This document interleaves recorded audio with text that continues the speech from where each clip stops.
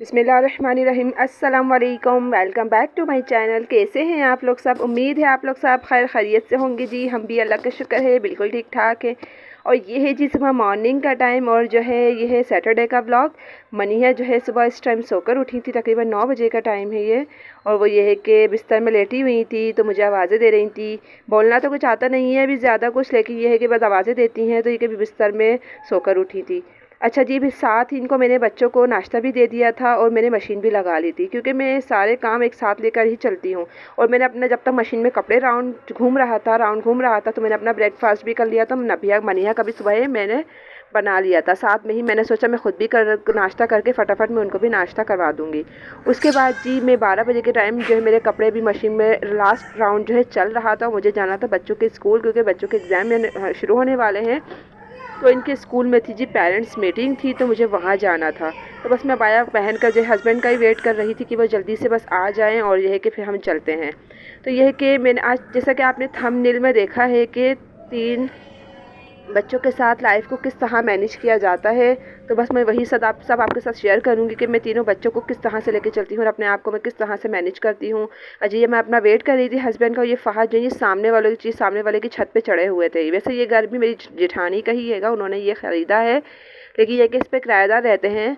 तो ये कि वो छत पे चढ़े हुए थे बस ये सारे बच्चे ही ना। तो ये कि देखिए छत की सफाई भी हो गई, छत कितनी साफ़ सुथरी लग रही है। और इसके अलावा बस हस्बैंड जो है आ चुके थे, फिर हम लोग जाने लगे थे, बच्चों के स्कूल जाने लगे थे जी। वहाँ पे पेरेंट्स मीटिंग अटेंड करनी थी मुझे, और बच्चों के एग्ज़ाम्स के बारे में भी मुझे टीचर से बात करनी थी। तो ये है कि हम स्कूल आ गए थे। वहाँ पे वीडियो बनाना तो अलाउ नहीं था, बस मैंने हल्का सा क्लिप ले लिया था। फिर हम स्कूल से वापसी पर जो है हम लोग घर जाने लगे थे। ये है घर जाने लगे थे, क्योंकि 3 बच्चों के साथ जो है मैनेज करना बहुत मुश्किल हो जाता है। तो मैं सुबह जल्दी उठ के अपने तमाम काम समेटती हूँ, और मैं एक टाइम में एक काम नहीं लेके चलती हूँ, मैं 3 से 4 का मैं काम साथ लेके चलती हूँ, ताकि मेरे काम भी होते रहे, मेरा खाना भी पकता रहे, मेरे कपड़े भी धुलते रहे। अब मैं कपड़ों का राउंड घर पे छोड़कर आई हूँ, तो मैंने स्कूल का काम भी कर लिया है।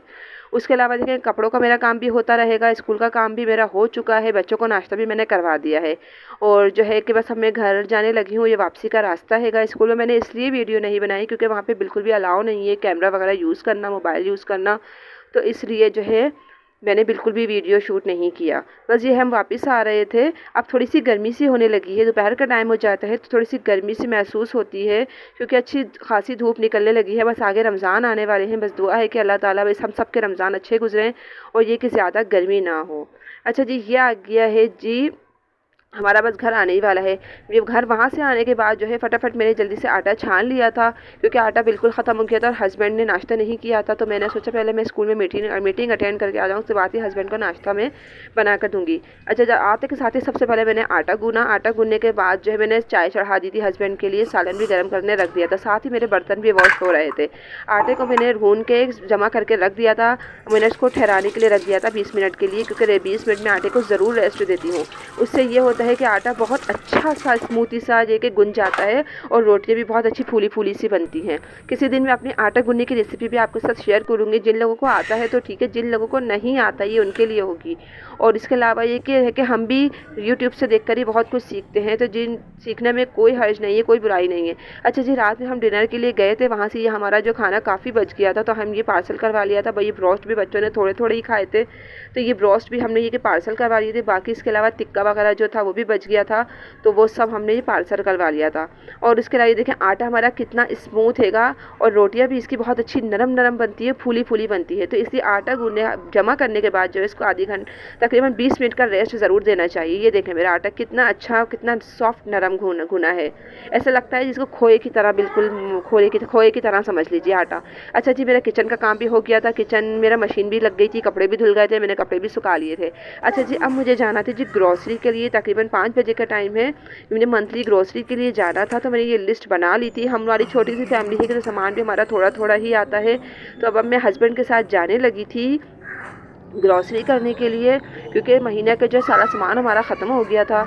तो ये कि बस मैं हस्बैंड का ही नीचे, बल्कि हस्बैंड खड़े हुए थे, तो मैं फ़हद को ले जा रही थी, क्योंकि नबिया तो जो नहीं जाती हैं, नबिया वो घर में अपना पढ़ रही थी। उसके बाद में फ़हद को ले गई थी, हस्बैंड के साथ ही गए थे हम तीनों। बस ये कि जो भी मुझे सामान वगैरह लेना था, ये दालें वाले हैंगी देखिए सारी यहाँ पे ना। अच्छा, मैं किसी मार्ट से या फिर मैं किसी इम्तियाज़ वगैरह से ग्रॉसरी नहीं करती हूँ। मेरी एक शॉप बनी हुई है मार्केट में, हमारी अपनी ही मार्केट में, मैं उसी दुकान से ग्रोसरी करती हूँ क्योंकि मुझे थोड़ा थोड़ा ही सामान लेना होता है। अच्छा, वहाँ से आने के बाद जो है फिर मैंने अपनी दाल भी चढ़ा दी थी क्योंकि मुझे दाल बनानी थी। एक दिन पहले हमने बहुत हेवी खाना खा लिया था, तो अब मुझे थोड़ा सा लाइट की तरफ जाना था, तो मैंने सोचा मैं दाल ही बना के छोड़ देती हूँ। दाल ये कि हल्की हल्की आँच में पकती रहेगी और तो फिर ये कि हमारा काम भी होता रहेगा। एक दिन पहले हमने जो है ये सामान वो खाना हैवी खा लिया था, तो फिर मैंने दाल ही चढ़ा दी थी। मैंने सोचा दाल पकती रहेगी और ये है कि मैं अपना जो है आप ग्रोसरी भी कर लूँगी, मेरा सारा काम होता रहेगा क्योंकि मुझे ज़्यादा कुछ वैसा बनाना नहीं था, मतलब हेवी। और ये कि मेरी ग्रोसरी जैसे जो मैंने ख़रीदी है उसके उन्होंने पर्ची बना के दी है।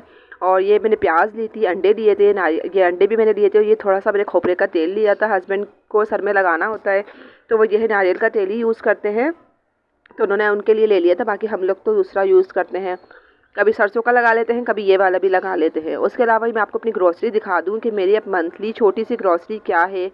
ये मेरे बच्चों के लिए चौकोस बैंगल्स ले लिए थे, और इसके अलावा ये मैंने चाय की पत्ती ले ली थी, फैमिली मिक्सचर, उसके अलावा मैंने एक कस्टर्ड ले लिया था। मेहमान वगैरह आ जाते हैं तो कभी कस्टर्ड भी यूज़ कर लेती हूँ। उसके अलावा मनिया के लिए भी मैंने ले लिया था, मनिया को मैं खिलाती हूँ।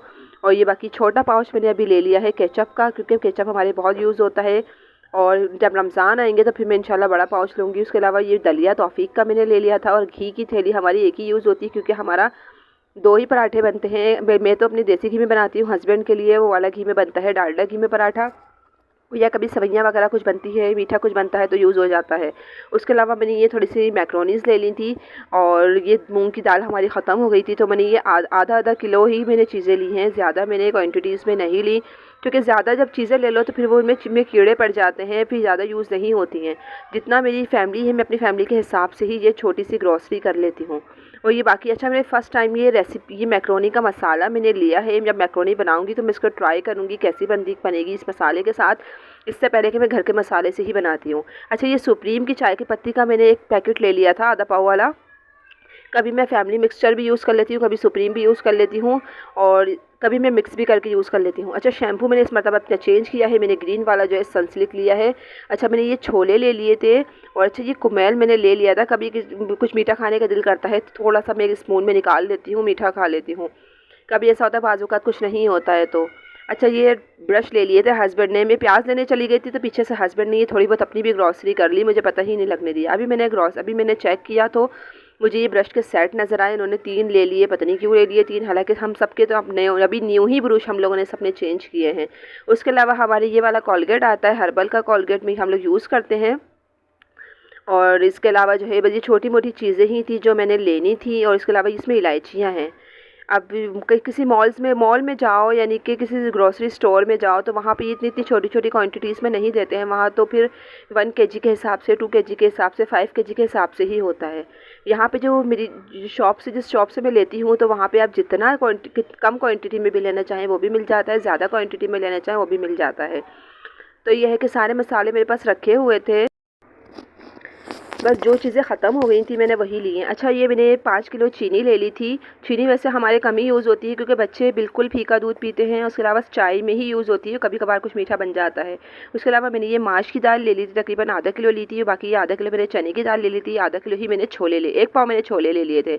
अच्छा, जिस सर्फ में जो है मैं ये वाला यूज़ करती हूँ सनलाइट का, इसमें एक अच्छी क्वान्टिटी होती है और इससे कपड़ों में खुशबू भी आती है। उसके अलावा मैंने ये वाला सॉल्ट लिया है नेशनल का इस मरतबा, लेकिन मैं जो है दूसरा सॉल्ट यूज़ कर लेती हूँ, कभी वाइट यूज़ कर लेती हूँ, कभी मैं एक चीज़ को नहीं यूज़ करती हूँ, मैं चेंज करके यूज़ कर लेती हूँ। अच्छा जी, ये ग्रोसरी सब मैंने आपको दिखा दी है। अच्छा, दाल में जो मेरे पास चिकन थोड़ी सी रखी हुई थी, रेशा रखा हुआ था, तो मैंने वो इसमें ऐड कर दिया ताकि थोड़ा सा टेस्ट आ जाए, बच्चे हस्बैंड सब शौक से खा लें। मैंने मूंग की सिंपल सी दाल चढ़ाई थी, दाल तो सबके बनानी आती होगी, मैंने सिंपल सी बस मूंग की दाल बनाई थी। मैंने सोचा अभी हम रोटी से खा लेंगे और फिर दोपहर में जो है मैं इसके साथ चावल बना लूँगी, राइस बना लूँगी।